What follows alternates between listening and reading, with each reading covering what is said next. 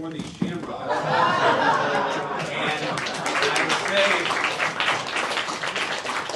I will say when we meet later in the Oval Office to the Taoiseach, the President is a very big fan of conservative dress. And so if he notices these socks, you have to defend me in the Oval Office and say, this is an important part of cementing the Irish-American relationship, and that's the only reason I'm wearing these socks. But we're thrilled to have you. Thank you, and God bless you.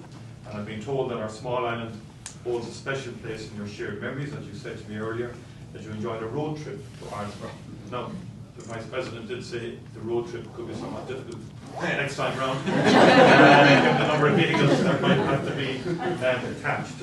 And you visited the Ring of Kerry, Skibbereen, home of our Olympic champions, as I explained to the Vice President, Cashel in Dublin, and you tasted the delights, I believe, of the English market in Cork as well, and I'd love to bring you back there in particular. We would be honoured and delighted to welcome you both back to our shores before too long.